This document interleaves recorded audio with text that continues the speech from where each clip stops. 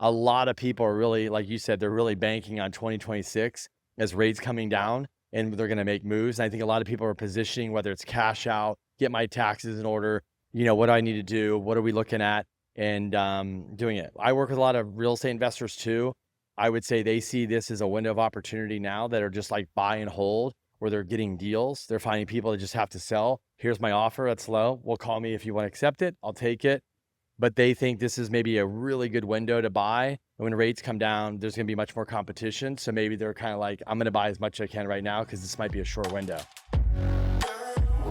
All right, guys, welcome to another episode of The Report. Today, I got a good friend of mine joining me on the podcast for not the second time, but the third time. This guy is an expert in the economy, the capital markets, and guys, there's a lot of news coming out with the Fed rate cuts, potentially a new Jerome Powell's going to be getting replaced come April, May of next year. I got my man, Kenny Simpson. Kenny, welcome to the show. What's up, guys? Thanks for having me, Rich. Good to see you. Yeah, dude. Good to have you, man. A lot of news in the marketplace, especially pertaining to the capital markets today. Fed just came out and did their second consecutive rate cut, and the 10-year Treasury jumped about 10, 12 basis points. So a lot of interesting stuff going on today, but give us a snapshot of what your thoughts are in the rate environment today. Yeah, so I always tell people as we approach the rate and they're going to cut, you're always going to probably get more love on the 10-year before than after, and always seems to give some back. That's been like kind of the continual cycle.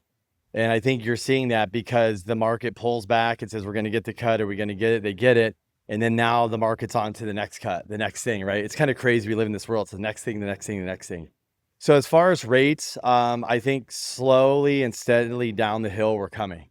We were low, came up the hill, now we're coming back down. Not as fast as we want, but I think slow and steady is good especially for the industry. I mean, if rates dropped a point tomorrow for like commercial, residential, it'd be a disaster. Nobody's staffed to handle it. So I think it's good, but I think I keep telling everybody from today till next year, rates dropping 1%, I think is a very conservative number to kind of bank on. I think Trump, if he gets his new regime in there, he might manipulate it down more because he wants to. So you might see more, whether it's data or he might just hit the gas and let's go, baby. And yes. Now, if the last cut was 50 basis points, we would have saw the 10-year Treasury probably come down, right? That would have been unexpected for sure. That would have been basically that signaling that Powell thinks things are worse than they are. Absolutely. So how many rate cuts do you think we're going to see into 2026? I would say, honestly, it's hard to say because Trump's wants rates really low. I mean, the Fed's right now saying they want to land at 350 basis points. That's where they are. So that's 50. But you hear stuff at 300 basis points, 250. I would say next year, 100 basis points. Worth of cuts. For sure. And do you think that we're going to see a cut in December? I think so, yeah. Okay. And do you think the 100 basis points worth of cuts will be spread out throughout the year, or will it be in the front end of the year? I think it'll be spread out. Really? Unless data gets much worse. Yeah. Now, we are seeing a lot of layoffs, specifically in the tech industry. Amazon, a lot of these tech companies are announcing massive layoffs right now. Will this encourage the cuts to come a little bit sooner? For sure. I mean, the one thing that we know is if the job market goes to shit, they're going to cut faster. That trumps anything, inflation, everything. If you have a bad jobs market, doesn't matter inflation up, they're cutting, baby. Yeah. Yeah, turn the printer on. Yeah, no, interesting. Yeah, but I'm actually shocked that we've been in this environment, high rate environment, for 40 months now. I'm shocked that the job market has held up this strong for this long. I think what happened, the consensus and what I read and see is that obviously, 10 million plus jobs lost during COVID. Everybody hired back, got all the money, and people have good workers and they're trying to hold on. But what you're seeing now is saying, like, it's not really making much sense to hold on.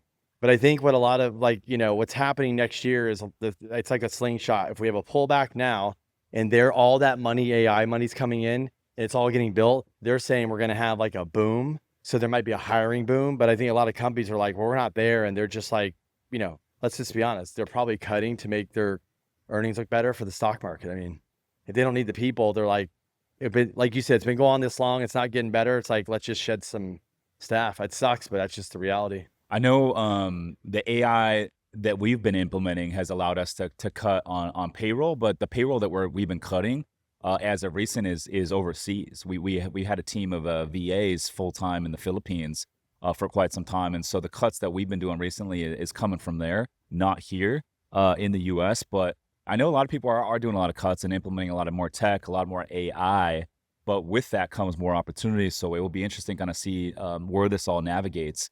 But yeah, I mean, the rate environment is really dictating everything. Real estate prices, real estate demand, not just on the residential side, but especially in commercial. And then all those transactions. I mean, those transactions really, really boost the economy. Think about, when a transaction happens in the real estate market, like everyone gets paid. Lenders get paid, mortgage 60,000, right, brokers to a get local paid. economy, one house sells or something. It's Yeah. crazy. What Like, was it? What was that stat? it's like, I think it's like, what is it? It's like $60,000 on average when a house sells to like a local. I mean, it's think about who gets paid. There's a lot of money, and then contractors and work. It's huge. Dude, in addition to that, it's like, I think about this all the time. I'm like, man, like liquidity for most Americans is all time low. And regardless of, if you're middle class or upper class, I mean, everyone re-ups on liquidity by refinancing their primary mortgage. And no one's been able to refi for 3.5 years now. And, even if you're a high income earner, doctor, attorney, making 400K, 500K a year, your kids are probably in private school. You have an expensive mortgage. You probably have expensive car payments. Those folks still need to re-up on liquidity, right? To pay off credit card bills and all that sort of stuff, get caught up. And so, even those folks haven't been able to refi in quite some time. And so I think right now in this snapshot today, we're in Q4 of 2025. I feel like things are the tightest they've been in the last 4 years. Would you agree with that? I agree. I always say, like, when you go back to COVID hit, savings rate went from 5% to 35%. Yes. Credit cards went from $1 billion to 750 million. Now we're at 1.2 billion, right? Or 1.2 trillion, sorry. Then the savings rate went from 35 till you said now. And so what people did is they used their credit cards, they're tapped, and then they started doing home equity lines of credit. But then they're kind of like, they're looking for that, the next juice is the refi. And the home equity line of credit, I mean, that's the HELOCs right now. It's not 2.5%, 3% rates anymore. You might be paying 7-8% on a HELOC today. That's not cheap. I mean, they've been getting some love with the cuts, but before, I mean, I would say 8 to 10% HELOC rates for, like, people are getting money out and paying 9-10%, I'd say, on the average. And the other thing is when the rates are low, asset values are going up every year. And so now you have like all this instant equity that's just like basically growing on trees. And that gives you a lot of options, right? Your LTV goes down and you're like, oh, I got a lot of equity I can tap into. You can sell, you can refi, you can pull out seconds. But right now, I mean, values have slowly been coming back. And so people are getting pinched. They don't have all these options that they once did. And so, dude, it's interesting. And then car repossessions that are an all-time high, projected to be about 1.8 million car repossessions in 2025, which is the highest number that we've ever seen. You mentioned before we started recording, one of the car lenders just BK. Yeah, a big car lender went under. There was fraud and stuff, but we were in our industry. We joked that the subprime market went to the car market. I mean, think about it. People, you're like, they gave you a car, $1,000 a month, and somebody makes like, what? Like your credit, like people, they just gave. It doesn't matter. You go in there, sign away. They just giving people car loans, and the average car payment was around $800 or something. Yeah, it's crazy. Yeah, it's insane. I mean, you see people drive around these cars. It's like you just said, there's school, there's cars, there's this. It's like people just leverage, Yeah, I wonder if the lenders look at the cars as a lower or higher risk profile than a primary residence. I would say probably lower. Really? Because I think because it's a shorter term loan, and yeah, a little bit less you capital need transportation. Yeah. And then I was reading like the average new car price in America today is like north of $50,000, which is crazy, right? That's what I'm saying. For an average car. Yeah. Production car. Yeah. That's I remember we used to buy a Civic in high school for like 10 grand. Now they're like 40 grand. You're like, what? Yeah. You go to like a Hyundai lot or a Nissan lot just to buy like an everyday car, and it's north of 50, 60K now, which is insane. So yeah, I mean, I know, like in the boat market specifically, like this is one of the best times to buy a boat. But think about the boat market, a little bit different than primary residence or a car. But in 2020, 2021, when the government was just shelling out a bunch of cash, printing money left and right, interest rates were 2.5%. Everyone was overspending on these yachts. And now when cash flow gets tight, we're in a tighter economy. Well, the first thing these business owners let go when the cash flow gets tight is these boats. And so I was ripping a bunch of aggressive offers back when the tariff news was happening back in April. And the boat that I got was 3.5 in 2021. I got it for 1.3, almost 70% off. Wow. Which is insane. Now, great time to buy, but also terrible time to sell a boat.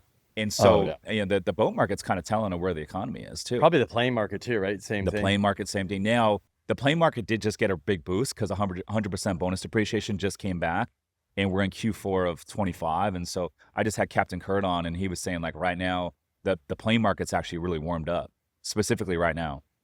But people looking to get that big write off before the end of the year. But I think right now, big picture, I think what we're trying to say is this snapshot of the economy today is the tightest it's ever been. For sure. Yeah. Like you said, people haven't been able to go to the well to get money right out of their house. People that might have bought real estate that thought rates are going to come down, they haven't been able to refi. So it's been hard to get the relief, right? There's no helicopter money. There's no refis. It's tough right now. So you're pretty much people are, I think, robbing Peter to pay Paul in a lot of scenarios. I got another stat. So median home price in America 2005 was $207,000. Median home price today in America is $415,000. The median home price has doubled over the last 20 years. And 2005 was like a peak too. Yeah, which is insane. Yeah. And then think about the rate environment, where it is today versus 3-4 years ago. Rate environment's doubled. And then median incomes in America have not increased at that pace, right? And so something's got to give. And I'm surprised that we've made it 3.5-4 years into this rate environment without things breaking too much. I'm completely shocked, honestly. Right? Yeah, for sure. I think most people are kind of like, this is crazy. Yeah. Like why do you think we made it this long without anything fully breaking? Because these companies have kept people employed. They have a paycheck. They can pay their bills. I mean, I think the one thing I've learned when I study everything is that when consumers have a paycheck coming in, they can survive. But as soon as you start letting people go, it's the waterfall effect. Yeah. And we're starting to see that right now with these layoffs. Now, on the bright side, like supply demand fundamentals for real estate have remained relatively strong. From like a macro perspective, I think there's been a lot of demand for housing. Baby boomers are living longer, right? Which creates more demand for housing. They're not selling as early as they once did to move off into retirement homes, that sort of thing. And then on the demand side, I mean, you get the millennials, and then they're looking to start families for the first time. All my friends are having kids right now. And then the Gen Zers, I believe that's even bigger in terms of population. They're all moving out of their parents' house. They're looking for apartments to rent. They're buying their first homes right now. And so I feel like the demand has never been stronger. Now, on the supply side, housing starts are at an all-time low. We had 2020, so there was some pullback there. And then with the cost of building being so high and all the uncertainty in the marketplace over the last couple of years, I feel like new housing starts have been at an all-time low. I believe I've read some articles saying it's the lowest it's been in decades. And so, I think that's why most major markets across America, even though we've been in this high rate environment for the last 36 months, 40 months, we've only seen very, very slight discounts. Some markets are median home prices are actually up year over year. And so what are your thoughts there? Yeah, it's interesting. I watched on Petra David, he had Bill Poultry on, who's running Fannie and Freddie from the poultry, and he said they have what nobody knows is builders are sitting on 2 million acres. That's their little treasure chest. They play this game of, so they could build, but he said is rates are high, the buyer's going to be there, the incentive, and they're not going to go through another 08 where they're going to build and have this. So I think they're just taking their sweet time and they know what they got to do, and they want to be profitable. Plus they have shareholders and stockholders and all this stuff. So I think we're just in a different time. One thing too, I'll say is, I always made this statement for many, many years. And somebody came on, and I forgot who was and confirmed it. I just did a reel about it the other day. But is when we went through 2000, they're saying we went back into like late, early on in crashes, but went to 2008 and the crash happened. Remember, everybody's, they gave back the homes and everybody's credit got ruined. Well, what you really did is you took out the consumer, and the consumer is 75% of the market. But people, when they consume these days, it's 80% credit. So when COVID hit, they said, they didn't say it, but they didn't take out the consumer. And I think a lot of it, what you're talking about, how do people survive? Because people got to, they got to stay in their homes. They didn't get to ruin their credit. And one of the things this guy from the government said is we realized we cannot take out the consumer. I mean, you cannot kill their credit. We can't kill their credit card. Because I remember when I was lending, people were like, I'm like, you can't buy. You have no credit, no credit cards. Your credit sucks. You're out of the game. Yeah, you're out of the game for like and 7 everything years. was cash. Yeah. And so now you're realizing, I think we just live in a world where the government's like, we cannot take out the consumer. And I think that's a big difference we're seeing now. It's whatever we got to do. kick the can down the road, give them money, extend it, give them a loan mod. I mean, all these lenders are doing so many loan mods right now. It's crazy. We don't even hear about them. Yeah, absolutely. And I think a lot of these, a lot of these lenders, even bridge lenders, like they're not trying to be operators, especially right now, And so I think if you're a good borrower, you're on time with your debt service payments, like they're going to work with you. At least most of them will. So that's good. I'd be curious. I didn't pull this data before we started recording, but I'd be curious. Where is the repo, not repos for cars, but foreclosure rate? What is the foreclosure rate for residential right now? It's not, I don't know exactly, but it's not even close to where we were. Really? Because if you go back, I know the stat because I did this in 2012, which was many years from the crash. 35% of all transactions were from short sales and foreclosures. That wasn't even the peak. Just think about that. We're at like 3% now. Damn. Because I told you, they're like, the banks are like, we're never going to do that again. We're just like, you lost your job. We'll give you a loan mod. We'll extend it to the end. Because most people, what I realized when 08 came, within a year or two, they're back on their feet. They're like, man, if somebody would just give me an extension or help me out. I think the government realized that. I mean, you literally ruined economy, global economy. You can't do that again. It's just, you can't. Yeah. They're not going to let it happen. Yeah. So, I mean, it is good signal though, like, that the fundamentals have stayed pretty strong from a supply demand standpoint. And then the Fed just came out, did 2 consecutive rate cuts. You believe that there's going to be a third consecutive rate cut, and then we'll see another 100 basis points next year. You might see some, I don't know. I just think what's going to happen is they kind of said they have the 5 candidates left, and I don't even know who they are in my head, but they're going to pick somebody by the end of December, January. When this person, they pick them, I think whatever Powell says is out because this person is going to come in and say, this is what we're going to do. I think they're going to tell us they're going to look at data differently. They're going to do things differently. I think they're going to come in and change how the Fed, because think about it, the data we get, it's how is it year over year? You tell us this is the jobs report, and then we look back, it was $1 million off every year. But then the rates, how you buy a home, are going up and down based on a bad report. So I think the reporting's garbage. And like you mentioned, AI and all this, don't we have stuff at our fingertips like right now, live data right now? What do you mean we're waiting? Like just get it now, today. I mean, you can get all this data on ChatGPT. Yeah, that's what I'm saying. It's like, why are we looking back? So I think we're going to look at data, how they do things differently. But one thing too is that it's not talked about is the 10-year treasury, depending on what the Fed does or says, 75% to 70% of the 10-year treasury are manipulated by what Jerome Powell does. And I always tell people, it's not what he does. If he did cuts, it's great. The 10-year treasury is more like a 6-month out. So we're more like, what are you going to do? What are you talking about, right? Because what do we care that you just did? That's great. But we're more like, our rates going down or up? What's the economy, right? And so their big focus is going to be on jobs. It's inflation, but the tariffs are here. Yeah, they're bringing revenue. There's inflation. We can see it, but it's not, they thought we were going to have a meltdown or a recession. You haven't seen it yet. I mean, the government shutdown, we've been shut down. I mean, I thought you'd see more damage from this. It's like crazy. It's like, if it's not affecting you, just kind of live your life like it's still happening. This is crazy. And love him or hate him, I mean, since Trump took over office, everything he said he was going to do has happened so far. 100% bonus depreciation came back earlier this year. We're starting to see the rate cuts play out.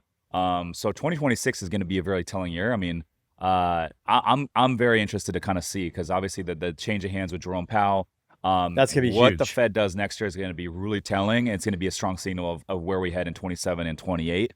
But I think next year is the pivotal year. Do you agree? Yeah, I always tell people, I said, I'm waiting for the day, I don't know if this will happen, that Trump really gets rates down. He tweets out, okay, if you have to refi or something, it might be a good time now. Like jokingly, because that's kind of how he is. I mean, he's talking about he wants, the Fed's fund rate at 2%. I just told you they're thinking it's 3.5. So I mean, even that's a big delta. That's a big delta. As far as stimulating the economy, that's a kind of like when swing. Trump says something, a lot of it comes true, especially on this type of stuff. So I think, are we somewhere in the middle? Yeah, well, I mean, let's just split the two in the middle. You're looking at 275. So we're looking at about 475 rates all in. Yeah, I think that would be. And the spread still can come down a little bit. You got up 50 basis points with the spread still. The other thing is the spreads have come way down. So from the peak of rates between the 10-year, 30-year is about 3. Now it's about 220. So we got 80 basis points. What were the spreads back in like 21 when the rates were really low? 150. 150. Okay. 160. Yeah. Yeah. You've got, I mean, I'm saying 50 to be so we could land around 450. Yeah. 4.5. I think you'll see Govy rates around low 4s, maybe high 3s. I think you'll see commercial rates, high 3s in the 4s. And I think you'll see a conventional 30-year no points, kind of traditional in the low fives, Come end of 2026. Yep. Damn, Kenny, let's go, dude. Yeah. That excites me. That's music to my ears right there. And I have no doubt, if that happens, a lot of money's going to enter the playing field. A lot of buyers are going to jump back in, and I think things will definitely warm up. That's for sure. I think you're gonna see a lot of people sell that wanted to sell, a lot of new money come in, a lot of buyers, a lot of investors, people that are renting come off the sidelines if they can. Especially here in San Diego. I mean, a lot of people that buy here, their parents help out. Like parents helping out is a huge thing. It depends where you are. It could be anywhere from a 30 to 80% of people that buy that are young get help. It's unbelievable. Especially like in the coastal nice areas, it's probably more like 80% of the parents are, we want you to live near us. I'll pay cash. I'll give you that payment. I'll help you out. I'll subsidize you. I know people that are like, I know guys that are like in their 30s and their parents pay their rent. Yeah. Yeah. It's crazy. Yeah. Must be nice. Yeah, I know. But you see it all the time. I know personal friends that like their parents are like helping them with their rent and all that sort of thing. So yeah, it must be nice. But I think big picture, if what you're saying does pan out and we get to this rate environment that's, significantly cheaper than what it is today, regardless of all the hoopla and all the bad news in the marketplace today, I think there's no doubt that things will warm up and heat up relatively quickly. Transactions will tick up. We've seen a lot of like loan officers washed out of the industry, a lot of real estate agents that were kind of 1 foot in, 1 foot out. They've washed out of the industry. They've gone back and gotten day jobs. I've even seen a lot of business owners that were like kind of solopreneurs. They've kind of folded shop and closed doors, and they're back working day jobs now. And so it'll be interesting to kind of see what happens. But I think if something doesn't happen in the next 6 to 12 months, I think things will get significantly worse pretty quickly. Would you agree? Oh, 100%. Yeah. Yeah. I mean, it's even with all the money in, I mean, I think the piece, like you said, love him or hate him, doesn't matter. We're just talking rates, real estate, is the piece that's been missing from Trump is he's got to get Powell out because he's not on the team. He's completely, I mean, they can't stand each other. I mean, look at it. It's like they can't even stand next to each other. So Powell could care less and he's late to the game, So I think you'll see, but I do agree with you. If like you don't have rates come down, there's going to be some significant pain. Yeah. So let's play this out. So, obviously everything's a domino effect. In the event that we see the rate cuts that you alluded to, and let's just say that we're looking at 4.5% rates next year, commercial in the high threes, low fours. What is going to happen? Is this boost in the economy? Is this boost in transactions going to happen overnight, or is this going to be something that takes 2 or 3 years to kind of unfold? I think rates will gradually go down, but yeah, for sure. I think once it hits, it's I just remember if you go back to 2023, right when he's going to do the first cut, there's so much momentum, so much hype. The 10-year came down to like 350. I remember it was like 5.625, no points, the lowest. I just remember the amount of people reaching out, even on the commercial with Crystal. I was like, wow. It was like you woke the dead body from the. And so I saw that. I don't think we've seen quite that, but when I saw that, I was like, wow, people are like chomping at the bit. So I just think you're going to see, just like I tell people, real estate's like a herd mentality. Once you get a few, they all start going. So I think whether it's buying multifamily, buying commercial, refining this, you're just going to see the herd and it's going to go. Then real estate will be, it's about real estate again, But I think you're going to have a run, but the run, I don't know. I mean, Trump will probably try to keep rates low as possible. I think his big thing is going to be the inflation piece, trying to keep that down.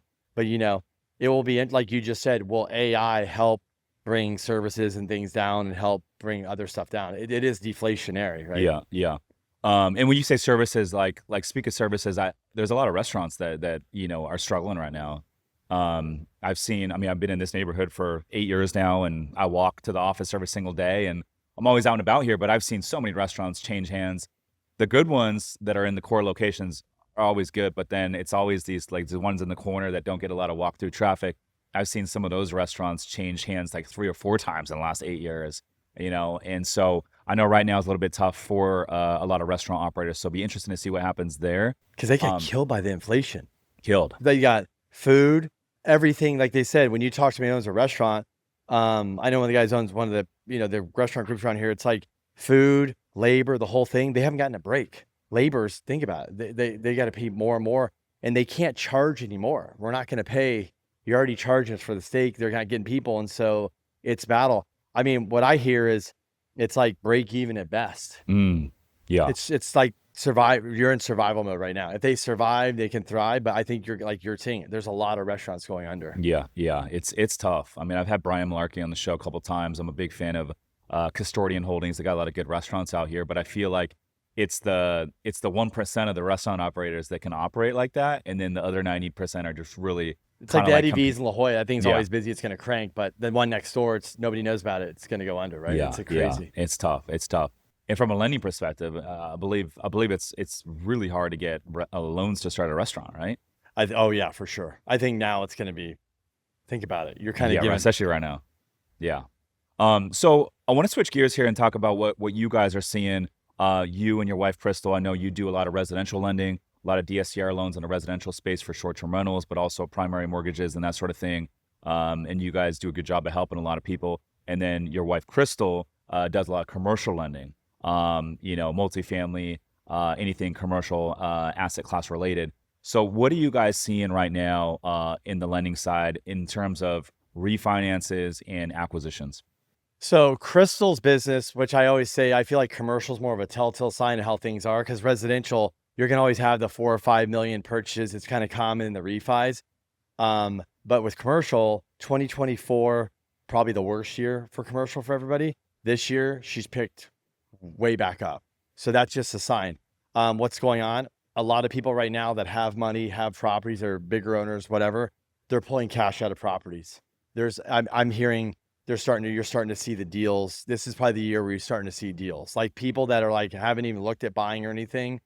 I don't care, anybody. I think you're seeing the best deals right now you've seen in years, especially if it's a flipper, whether it's, residential, commercial, whatever. I think you're seeing the best deals in years because people have to sell or have to go. It's like if you're selling right now and you're cutting, there's a reason. Death, divorce, partner split up, whatever it is, you got to go. Maybe you're moving. So you're seeing more deals for sure. I think if you are a flipper, though, you have to be careful because you're buying a deal, but that doesn't mean on the other side you're going to be able to sell it right now. So I know guys that bought stuff, built stuff, and they're kind of like, shit, I couldn't sell it. So now they're having to come back, refi, rent it out, and kind of wait it out, maybe to get those rates down. But what we're seeing is a lot of people right now are coming to the table. Should I refi? With a lot of planning, a lot of talking and conversations, but a lot of people are really, like you said, they're really banking on 2026 as rates coming down and they're going to make moves. And I think a lot of people are positioning, whether it's cash out, get my taxes in order, what do I need to do? What are we looking at? And doing it. I work with a lot of real estate investors too. I would say they see this as a window of opportunity now that are just like buy and hold, where they're getting deals. They're finding people that just have to sell. Here's my offer. That's low. Well, call me if you want to accept it. I'll take it. But they think this is maybe a really good window to buy. And when rates come down, there's going to be much more competition. So maybe they're kind of like, I'm going to buy as much as I can right now because this might be a short window. Yeah, If absolutely. rates do come down. And if what you're saying holds true, like this window in the next like 3 to 6 months is going to be the opportunity, and you might look back 18 months from now, 24 months from now, 36 months from now, and be like, damn, like why didn't I play a little bit more offense when the deals were out there? And so I think for us, we've been kind of looking at it in that regard, and during this entire last 36, 40 months, we've been very disciplined, but it's like we haven't been afraid to buy.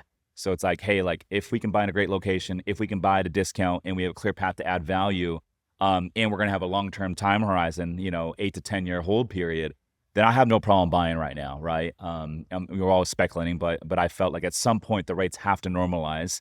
And so regardless if that's, 6 months down the road or 24 months down the road, at some point they're going to slowly come down. So we'll see where that kind of plays out. But yeah, I mean, if you're on the sidelines right now and you're looking for some opportunity, you got some money that you need to put to work, I think this next 3 to 6 months could be a good opportunity, and especially like going into Q4, the holidays right now. Like just every year, regardless of where the economy is, things kind of slow down a little bit during the holidays. People take their foot off the gas, and the people that are selling right now, they're selling because they have to sell. They got a loan that's maturing, or they got to like pay people back, and so they're looking to sell. And so I think right now could be an opportunity to strike. If you're itching for that next deal. Yeah, the worst is like you're a seller, right? And you go pending, it falls out, and you go back on the market, then you have to cut. I mean, you look about it as everybody's like, the sharks are circling you. It's like, so I mean, like I've had clients like it's listed here, he offered here, and he just waited 3, 4 months, and then they call and they're like, I guess I got to go with you. And turn around, the guy's getting an appraisal for way more after he fixes it. It's crazy. But he's like, I'm just going to sit here. I'm going to be patient. Yeah. So, And then, as far as the asset classes that got crushed the most, like over the last few years, I think multifamily's got to be way up there. yep. Especially Like especially from a office, from a the national worst, level, probably. and then office is Yeah. way up there as well. And so if you look at those two, but I don't know, it'd be interesting. Like historically, multifamily's been from a risk adjusted return basis, probably the safest asset class to invest in. But I think you just saw so many deals being bought up and so many new investors jumping into multifamily syndicating. And I know several operators where their multifamily investments didn't go according to plan. Investors lost money. Some of these deals went back to the bank. I was interviewing. I think there's a lot of those stories. A lot. Yeah, a lot. And I flew out to Houston this 2023. Damn, it feels like forever ago. The apartment rock star Robert Martinez out there. He bought like a $51 million Class A deal, and he lost that back to the bank. $17 million of investor capital gone just in that one deal. This is in 23. But a lot of multifamily operators I know have been a little bit quiet during these last couple of years. Oh yeah, the big guys have been vacationing more than ever on board and fixing up, adding ADUs, but just chilling. I mean, that's just. And when you do talk to people that have been in the game a long time, at 40, 50 years, they will say it's the hardest thing to do, but patience is part of the game. And sometimes you just don't buy, and you're just like. And you think, oh, like you're down, but it's like you have to have that discipline to be like, I'm not buying for a reason. But when the opportunity comes, they just fire the engine up and they go. So I think there might be this next year with values and stuff. I think San Diego's business has been relatively good because mainly mom and pa's own here. But you go to and the ADU play here in San Diego, that's a great way to kind of like it's help people, add some cushion to your people, investment. I think. Yes, But like like you said. There's many groups in Texas. Boy, that place got slaughtered, or Florida, Phoenix. Arizona. Oh, phew. Dude, because Phoenix for like 10 years led the nation in rent growth year over year. I mean, some years was 10, 11% annualized rent growth. I was just out in Scottsdale 2 weekends ago, and a lot of new construction multifamily out there. And one of the gals that I'm seeing, she's got like a new Class A like apartment building out there. Walking around the building that weekend, and like, where's your neighbors? And she's like, oh, it's like I don't have any neighbors. Yeah, Wow. she's like, yeah, like it's only like 30% full, and it's been open for quite some time. And she said That's a problem. She said a lot of the buildings out there were kind of like that, and so now we're seeing How do they rent refi? growth. Yeah, now we're seeing rent growth in Phoenix kind of go negative, and think about all the operators that were underwriting for 10% annualized rent growth out there and just getting really aggressive with those deals. Well, now with all the new builds and new construction in some of those markets that are like, builder friendly, Phoenix, some of those areas down in Florida, some of those areas are getting crushed right now. And so, it all goes back to supply and demand. And, a lot of people hate on investing in California, but I'm like, hey, I know Mikey Taylor does a lot of ground up here. I'm like, dude, Love Mikey. Yeah, Mikey's great. But I'm like, dude, like, California, because of all the bureaucracy and the red tape, it really protects your investment because Nobody wants to come here. Yeah, nobody wants to come here. It's hard to build. They're not building more land out here. And so you don't ever have to worry about oversupply, at least in most markets. I will say there's a lot of cranes in downtown right now. I live in a high rise here in Lida, Italy called Simone. And this property was, if it completed in 2023, I moved in summer of 23, and this thing leased up in record time. Now, fast forward to today, I see out my window all these buildings. There's 5 high rises in Lida, Italy alone that I can count that have just completed or like are about to be completed, and I'm like, ooh, good luck leasing all those up. There's a lot of units to absorb, And it's all luxury. It's all high end, Class A. Yeah. And so for me, I'm like, okay, well, at least I rent where I live. I'm like, I don't have to worry about my rent going up, at least, which is I good. mean, you might be able to go to the building next door and get a better deal. Yeah, like, yeah. yeah. They actually, I just renewed earlier this They year. give you a good deal. Well, I was gonna go to another Class A building across the way, and I told them, and they are like, hey, we're gonna take you out to dinner. They like threw everything at me. We're gonna give you like a free month. We're gonna actually reduce your rent. They reduced my rent to stay. So so that was kind of cool. So I stayed. Yeah. But I think Yeah. I think we're going to see a lot more of that. Just not a good timing in the market to have a lot of like a new high rise going up right now, at least. Yeah, I mean, downtown's for sure oversaturated. Yeah, they built the whole thing, the retail, the commercial. It's just Look at the Horton Plaza thing. So, yep. The owners of or the builders of Simone, my building, they timed it right because they were kind of the first new But they probably have high-rise great debt on it apartment. too. Yeah, and they were the first new high-rise apartment in quite some time in Little Italy. Everything else was like a lot of condos up into that point. And then they exited successfully to who was it? It was one of the big groups. I want to say it was Blackstone. Okay. Bought it about 6 months ago, and they brought in new management, everything. But they successfully developed it and exited right away. So good Wow. timing. The other one's not so much, But then they say when you're in development, it's you're just timing the market. Yeah. You're just timing the market. Takes 3 to 4 years to get the permits, entitlement to build, and then you got to build. It's and about like, a year. I just was over here at one of these buildings this weekend. It's a year to lease up right now. They say. Yeah. And so it's like, okay, like where's the economy going to be when you lease up? And rates, you're just timing the it. whole thing. Yeah, rates, Because everything. you got to get out of the construction loan. Mm-hmm. That's why these construction loans, if they're not leasing up, how do you get a loan? So they got to keep extending the bridge. It's kind of that's why Yeah. you're saying they're just like, we don't want to be operators. You got to keep extending those loans. You got to work with them. I mean, Yeah. this is the world we live in. Yeah. Grant Cardone says builders lose all their profits at the end of the cycle. All their profits go away at the end of the cycle. He doesn't want to build them. He's like, I'll just buy them. Yeah. And he says, if there's cranes in the air, beware. Yeah. There's a lot of cranes in the air right now in downtown San Diego. And it's really they're not Yeah. even selling because that model. There's just the rentals, right? Which is it's a good time to There's rent a place downtown. There's a building downtown. I forget the name of it, but it was built in 2008 during that crash. And so I believe they're going to sell them as condos, like luxury condos, and then they just turn them into rentals. And they've been rentals ever since. So I mean, I guess that is always another potential way to The operate. one over there on is it like It's the highest building, the tallest building downtown. I can't think of the name of it, but is it what's the it? Silver Building? Cortez Hill. Oh, okay. Yeah. It is silver. Okay. I was wondering. Okay. I I remember. Yeah. I remember when look this I remember. thing up. It's massive. I remember when people. I can't remember what building it was. They built it and then they could not sell it, and then it went back to the bank. But it's crazy, and people are trying to buy it. It's the one over there when you kind of enter the freeway on the 163. That big one on the left. I can't think of what it's called. What street it's on? 10th or Tallest building in Cortez Hill, San Diego. Let's see. I'm looking this up right now, and let's see what it says. That's crazy. It's not giving me the actual tallest. It's saying Discovery, which is 22 stories. This building is actually like, I want to say it's like close to 50. Anyways, it's not popping up. But anyhow, yeah, they were building primarily condos in downtown San Diego, especially in Little Italy from 2008 until just recently. Simone was one of the first ones to go up in quite some time. This building is Bosa, a building that built around this with Breeza. You got Pacific Gate down there. You got Savina. But I don't know. I think from an investment standpoint, you could argue buying a high-rise condo in a downtown area like San Diego is the worst investment that you can make. HOAs always go up over time. The people operating the HOAs are like, they're not business owners, they're not real estate investors, and so they don't understand business. And so they're just spending dollars, and they're not getting the best deals on maintenance and third-party vendors. And so HOA payments go up every single year.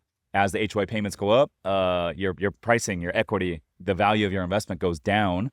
Less people are willing to afford that monthly payment, and also there's no protection against new supply. There's high rises going up every single block, and then I think the way to build true wealth in real estate investing is like you got to own the land. You got to own the land. That's why single family. If you're going to buy, I think single family is the way to go. Yeah, I mean. I think that you said down here, they can just keep building these towers. It's the nicest new one on the block. And then, and if you have a problem with if there's a problem or you have to sue, then you can't get Litigation. financing. Yeah. And there's always a reason why people don't get the best financing for condos, because look at Florida. One condo collapses. There's a huge lawsuit. And now everybody got slapped with, hey, you got to go get this structural engineer report. Anything's wrong, you got to fix it.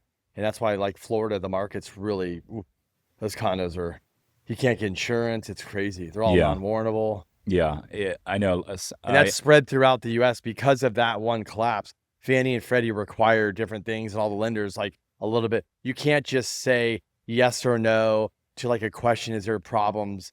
They want you to elaborate a little bit more. So they're kind of like, no, we want to know. Yeah, it's absolutely. Like, they want to know. But it's been interesting to see the progression here in downtown San Diego, because I think prior to the last like 7 or 8 years, it was a lot of like retired folks that would come out here and buy these condos. And so there's a lot of demand for it. Even snowbirds would have like part-time residences out here in these high rises. And so they built a lot of these high-rise condos. And then as Little Italy kind of like, gentrified and became very trendy for a lot of the younger folks, they started building these high-rise apartment buildings. And now you're seeing a big shift where there's not a lot of condos being built. It's all high-rise apartments, which is only further going to, decrease the median rent down here. If you look at it from that perspective, I did a video maybe like 8 months ago, just with where the interest rates were today, at least if you wanted to live in a high-rise downtown, and it was significantly cheaper to rent than it did for sure. to I own. bet, huh? And then the cash outlay, and then that cash outlay is an opportunity cost for you not to be able to go invest in a real estate that's going to actually make you a return, give you real tax benefits, print real cash flow, and that sort of thing. And so I did this video, and I was like, damn, it was almost like 50% of the cost to actually rent a high-rise downtown than it was to own, not to mention the cash outlay, which is an opportunity cost. And so I think now with all these high-rises going up, that I know they're going to struggle to lease up. I'm like, it makes even more sense to They're probably going to be giving rent. away like huge incentives. Yeah. So anyways, if you're listening to this and you're living in a cold weather part of the country and you're ready to get into some area with some good year-round climate, palm trees, some of the best beaches in the world, come out to downtown San Diego, rent a high-rise because you get a really nice deal right now. Yeah. Probably It's a get fun place to live, multiple months free. especially if you're young. Yeah. But big picture, if you can own the land in San Diego, I'm bullish. Still bullish on the real estate out here. Yeah, for sure. And would love to own more San Diego real estate. Especially the coastal high end. Yes. Del Mar, La Jolla, all that stuff. There's just the amount of money coming in there is insane. Yeah. What do they say? They say San Diego's like an island. You got Camp Pendleton to the north, the Pacific Ocean to the west, the Mexican border to the south, And then mountains to the east. mountains to the east. And I think the cat's out of the bag now. I think a lot of people realize like, hey, like, the weather's great year round, best beaches, best vibes, still the lowest median housing price out of the 4 major markets in California. Look at the Bay Area, LA, Orange County, San Diego. San Diego's still the most affordable. I think you could argue the best beaches, the best restaurants, the people are the friendliest. And as more people migrate here from these cold weather cities, I mean, I live in Little Italy, so it's like a lot of people that migrate out here, which is cool. But it's a lot of people that are they're all coming from the same spots: Chicago, Boston, Cleveland, Louisville, all these cold weather cities, and they just And they're migrate just getting out here. jobs here or what? What do you Yeah, think? or they're getting like remote jobs Okay. where they're doing tech sales remote Okay. and that sort of thing. But they got to get out of there. They're like, I can't do the Chicago. Yeah, they're just like, Yeah, once you almost come all of here, them. it's Or they're business owners. They'll come out here and they'll just move their business, or they're like a solopreneur where they just make their money online. You definitely see a lot of that. And then nurses. You see a lot of people migrate out here for nurses. I think that's the one industry that's never going to go anywhere. There's always a demand for travel nurses. So a lot of these folks will become travel nurses. They'll float around from city to city, and then they end up in San Diego, and they're like, dude, I'm not gonna leave. Yeah, and then I always tell people, I mean, the coastline that you have here, and if you just go up in your car, there's so many cool little cities all the way up, right? I mean, North County, even Oceanside I don't know if you've been there in a while. It's crazy what's happened there. I didn't go there for 10 I years. haven't been up there in a little bit. I was like, this place to dump. You go there now, they have like Michelin restaurants. They tore down a bunch of stuff. They have brand new hotels. It's like, you're like, what? It's crazy. Like what's going on? It's total gentrification up there. And there's a lot of young families because of affordability. But I tell people there's so many pockets you can go here.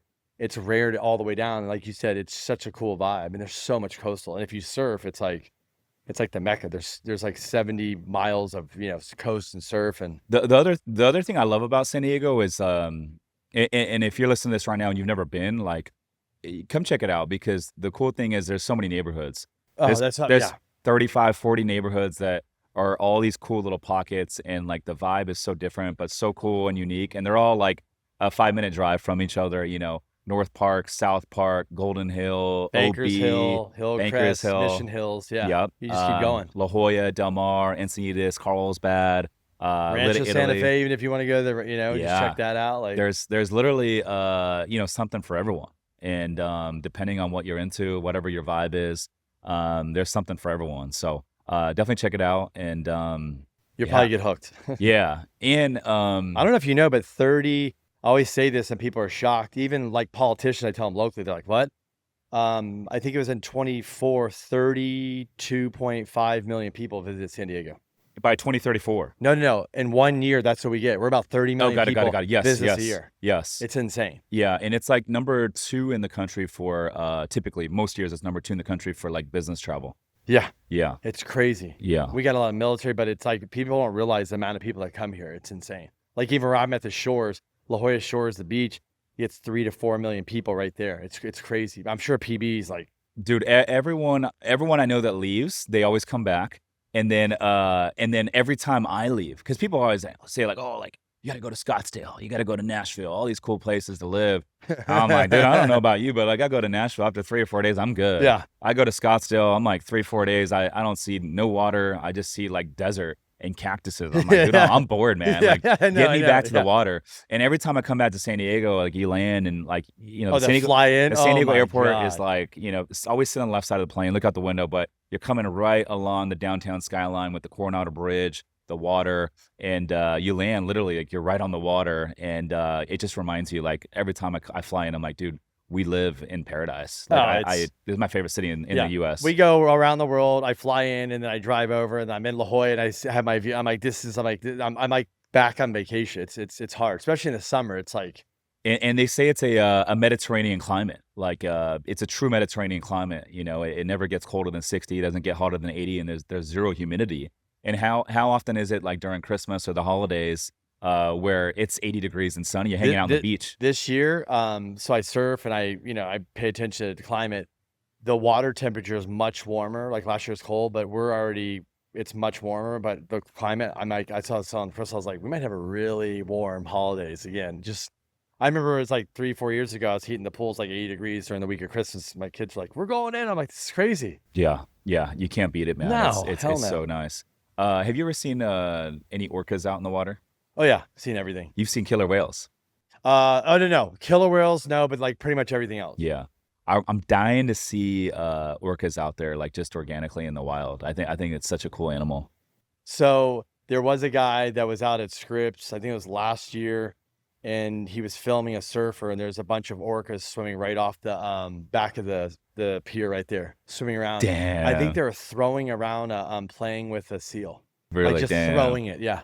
That's crazy. They typically swim in the pods too. So yeah, a few of them. Oh yeah. Damn. That'd be pretty trippy. Yeah, I always see like videos of there's a pod out here in Southern California, and I'm like dying to like freaking see him out in the water sometime. I just think it's such a unique animal. I mean, over shores, you get which is like the fascinating thing, La Jolla Shores is the leopard sharks. Okay. So you get like the mating season there. Mm-hmm. So you can go there, July, August, September, see tons of those. You could, there's definitely a lot more. I know it spooks people out, but there's a lot more great whites swimming around.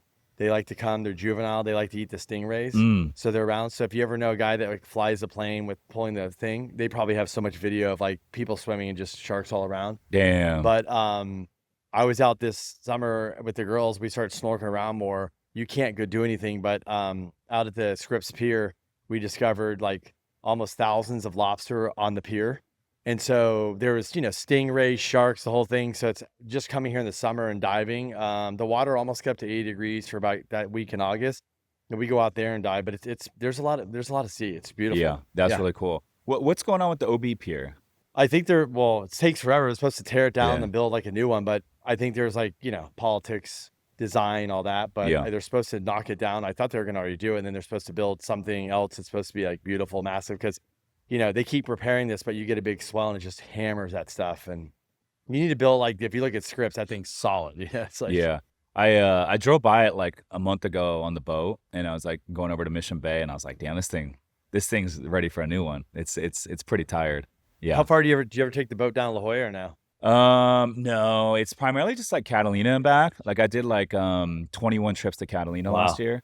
And I love going out there. It's almost like a second home. I've never been. Never been? That? Oh, dude, you got to go. Everybody's like, what? I'm like, I've never been to Catalina. Bro, you got to go. Supposed to go a couple times, but nowhere in the U.S. looks like it. It's crazy. It looks like Italy and Greece kind of combined into one. It's just like gorgeous, dude. It's so cool, and you feel like you're in a whole other country, but it's only an hour and a half, 2 hour boat ride, which is pretty cool. You got to go out there and bring the kids, man. Yeah, I got to do it. Yeah.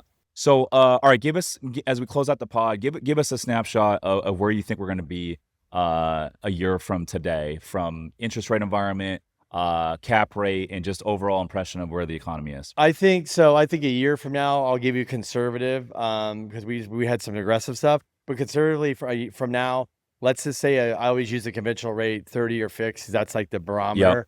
Let's say it's low sixes right now with no points. I would say low fives. Okay. FHA, VA, you always half a point, so high fours. Damn. Commercial right now, for the right deal, there's probably some lenders, maybe Fannie and Freddie, let's say 5.25, 5.5.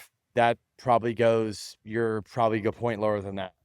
So you can kind of see where we're going. Jumbo, you got the bank relationships, all that. You're probably going to see people getting arms in the probably high threes and the fours.